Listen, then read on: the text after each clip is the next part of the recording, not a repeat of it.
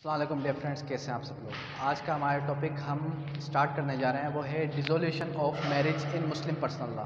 यानी कि मुस्लिम personal law के अंदर डिसोल्यूशन ऑफ मैरिज क्या है, मैरिज कब डिसॉल्व होगी और किन किन तरीक़ों से मैरिज डिसॉल्व हो सकती है। तो आज हम डिस्कस करेंगे इन अ शॉर्ट व्यू, यानी कि ब्रीफली डिस्कस नहीं करेंगे। आज हम ब्रीफली लेक्चर जो है वो बाद में डिस्कस करेंगे अलग-अलग तरीके से। यानी कि अगर तलाक़ का लेक्चर है तो वो अलग अलग होगा, खुला का लेक्चर है तो वो अलग होगा।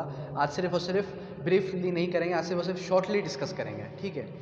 तो डिसोल्यूशन ऑफ मुस्लिम मैरिज के अंदर सबसे पहले आता है डाइवोर्स।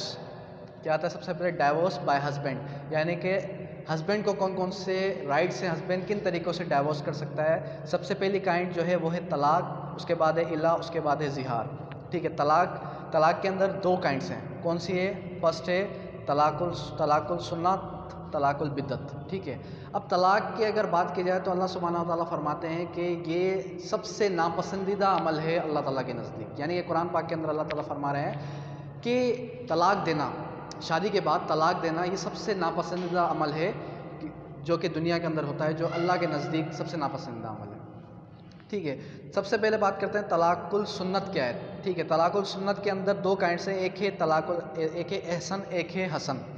तलाक़ुल हसन क्या है? तलाक़ुल हसन वो तलाक़ जो कि बेहतरीन हो, यानी कि एक तलाक़ दी जाए फिर इंतज़ार किया जाए 3 महीनों तक, ठीक है। फॉर एग्जांपल जैसे कुरान पाक के अंदर सूरह तलाक़ के अंदर फरमाया गया है कि अगर कोई भी शख्स किसी भी औरत को तलाक़ देता है तो उसको अगर फ़र्स्ट टाइम तलाक़ दे तो वो हो गई पहली तलाक़। फिर उसके बाद अगर 3 महीने तक वो अगर वेट करती है और वो रुजू नहीं करता, ठीक है, रुजू नहीं करता, उसके बाद जो है उस औरत को पूरी आज़ादी है कि वो किसी और के साथ निकाह कर सकती है, ठीक है। उसके बाद है तलाक़ुल हसन। तलाक़ुल हसन जो कि बेहतर है। तलाक़ुल हसन के अंदर क्या होता है कि पहले फ़र्स्ट टाइम पे पहली तलाक़ दी जाती है, तलाक़, ठीक है। उसके बाद सेकंड टाइम पे यानी कि 1 महीना गुजरा और फिर जो है उसके शौहर ने उसके शौहर की यही रट लगी रही कि अभी भी मैं तलाक़ पर कायम दायम हूँ।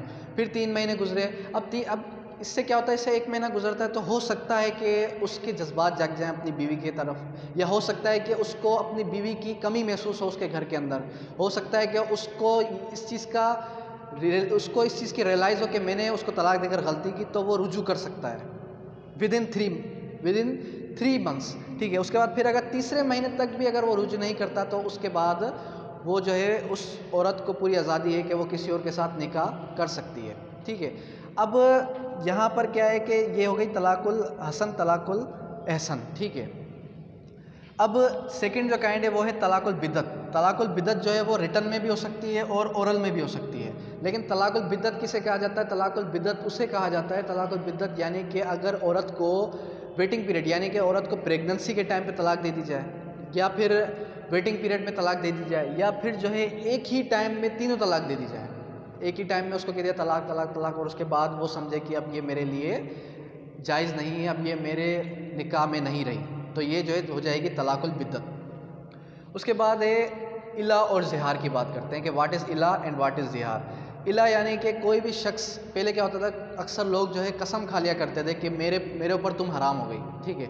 अब इला यानी कि अगर कोई भी शख्स कसम खा ले कि अब जो है मैं तुम्हें हाथ नहीं लगाऊंगा, यानी कि अब इस वक्त से लेके अब मेरे, यानी कि गुस्से में कहते, जज्बात में अगर कहते कि अब तुम मेरे लिए हराम हो गई, अब मैं जो है तुम्हें हाथ नहीं लगाऊंगा, तो ये भी एक किस्म की तलाक़ हो जाएगी, ठीक है। अब इसका कफ़ारा क्या होगा? इसका अगर कफ़ारा अदा करके वो शौहर अपनी बीवी से रुजू कर सकता है। उसके बाद है ज़िहार, कि ज़िहार क्या है? ज़िहार यानी कि अगर कोई भी शख्स अपनी बीवी को कह दे कि तुम मेरी माँ हो, यानी कि ऐसा कह देते हैं कि चुप कर मेरी माँ, या फिर ऐसा कह देते हैं कि तुम मेरी बहन हो, मजाक में कह देते हैं, या फिर गुस्से में आके कह देते हैं XYZ, तो ये हो जाएगी ज़िहार। ये भी एक किस्म की तलाक़ हो गई। या फिर ऐसा भी हो सकता है कि अब शौहर अपनी बीवी को ये कहे कि तुम्हारे जिस्म का फ़लाँ हिस्सा, यानी कि तुम्हारे जिस्म की गर्दन या तुम्हारे जिस्म का हाथ बिल्कुल हूबहू मेरी माँ से मिलता है, तो ये भी एक किस्म की ज़िहार हो जाएगी। तो ये तो इंशाल्लाह डीपली डिस्कस करेंगे बाद में।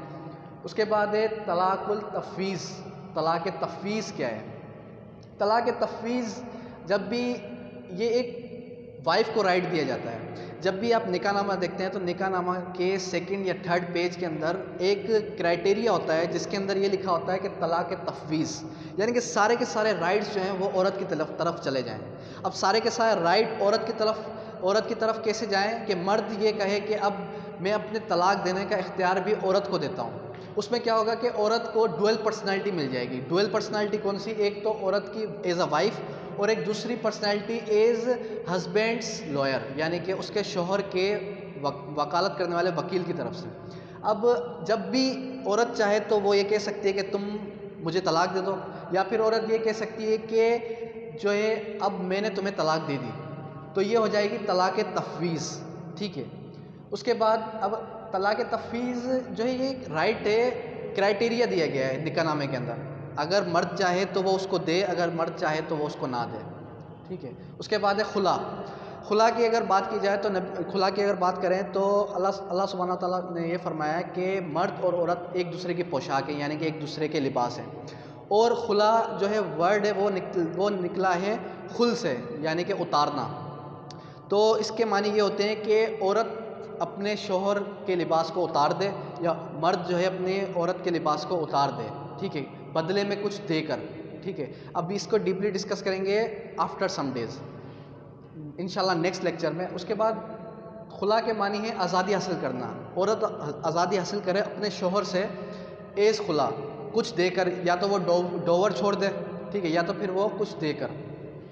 उसके बाद है मुबर्रत। मुबर्रत यानी कि बरी होना या फिर आज़ादी हासिल करना। बरी होना इस रिलेशन से, इस जोड़ से, हस्बैंड और वाइफ के इस जो पाकीज़ा रिश्ते से बरी हो जाना या फिर उस रिश्ते से आज़ाद हो जाना, उसे कहते हैं मुबर्रत। अब मुबर्रत कैसे होगी? मुबर्रत ऐसे होगी कि मर्द और बीवी आपस में आमने सामने म्यूचुअल कॉन्सेंट से, म्यूचुअल अपने होशो हवास में एक दूसरे को ये कहें कि अब मेरा तुम्हारे साथ गुजारा नहीं है, और जानबूझकर कह दें कि तुम मेरी बहन हो, और वो अपने शोहर को भाई कह दे, तो वो हो जाएगी मुबर्रत विथ म्यूचुअल कॉन्सेंट। उसके बाद है लियान।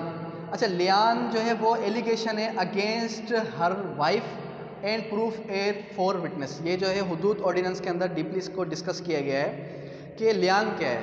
अब लियान के अंदर ये होता है कि कोई भी शख्स अपनी बीवी के ख़िलाफ़ अगर जो है कोई भी इल्ज़ाम लगाए उसकी मॉडेस्टी पे, यानी कि उसकी इज़्ज़त पर और उसकी आबरू पर, कि मेरी बीवी ने ज़िना किया है, तो उसको एटलीस्ट 4 गवाह यानी कि 4 विटनेस पेश करना लाजिम है। उसके बाद फिर वो कसम खाएगा कि मैं जो भी कह रहा हूँ सच कह रहा हूँ, सच कह रहा हूँ, सच कह रहा हूँ कि मेरी बीवी ने ज़िना किया है। अगर मैं झूठा हूँ तो अल्लाह की लानत हो मुझ पर।